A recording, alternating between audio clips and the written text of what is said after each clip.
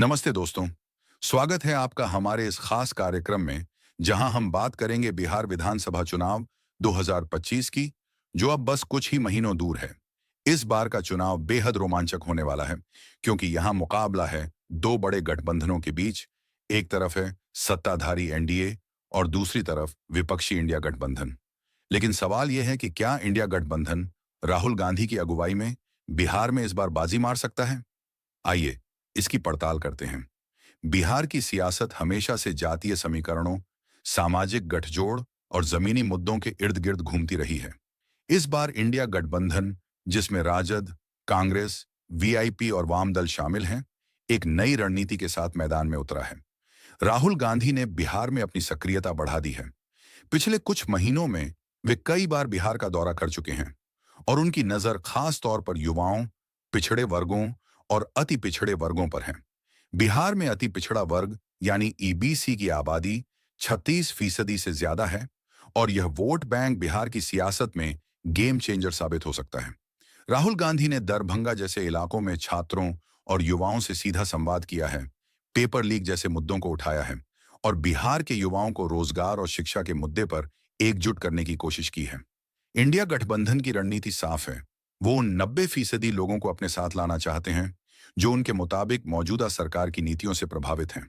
राहुल गांधी ने बार बार यह बात दोहराई है कि यह चुनाव सिर्फ सत्ता की लड़ाई नहीं, बल्कि विचारधारा की लड़ाई है। उन्होंने बीजेपी और आरएसएस पर निशाना साधते हुए कहा है कि उनकी नीतियां गरीबों, दलितों और अल्पसंख्यकों के खिलाफ हैं।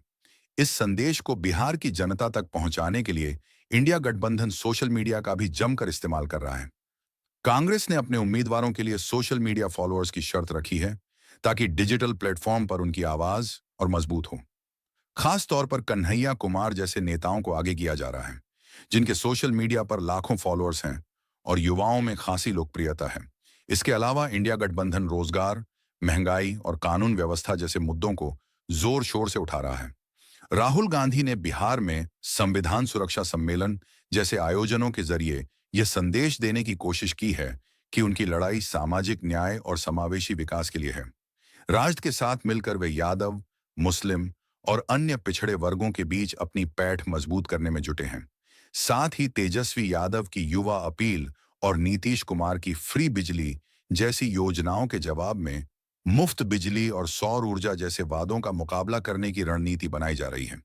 लेकिन क्या ये रणनीतियां इंडिया गठबंधन को जीत दिला सकती हैं? देखिए, बिहार में एनडीए की स्थिति भी कमजोर नहीं है। नीतीश कुमार की अगुवाई में एनडीए के पास बीजेपी, जेडीयू, लोक जनशक्ति पार्टी, हिंदुस्तानी अवाम मोर्चा और राष्ट्रीय लोक मोर्चा का मजबूत गठजोड़ है। नीतीश कुमार का मास्टर स्ट्रोक मानी जा रही 125 यूनिट मुफ्त बिजली की योजना और सौर ऊर्जा के बड़े लक्ष्य ने उनकी स्थिति को और मजबूत किया है। फिर भी इंडिया गठबंधन की जमीनी सक्रियता, राहुल गांधी का बार बार बिहार दौरा और सामाजिक न्याय का मुद्दा उनके पक्ष में माहौल बना सकता है। खासकर अगर वे ईबीसी और युवा वोटरों को अपने साथ जोड़ पाए तो यह मुकाबला कांटे का हो सकता है। तो दोस्तों, बिहार विधानसभा चुनाव 2025 में इंडिया गठबंधन की जीत की उम्मीदें काफी हद तक उनकी रणनीति, जमीनी मेहनत और सामाजिक समीकरणों पर टिकी हैं। राहुल गांधी और उनके सहयोगी इस बार कोई कसर नहीं छोड़ना चाहते, लेकिन क्या वे नीतीश कुमार और एनडीए के किले को भेद पाएंगे? ये तो वक्त और बिहार की जनता तय करेगी। आप क्या सोचते हैं? हमें जरूर बताइए। तब तक बने रहिए हमारे साथ और बिहार चुनाव की हर अपडेट के लिए जुड़े रहिए। धन्यवाद।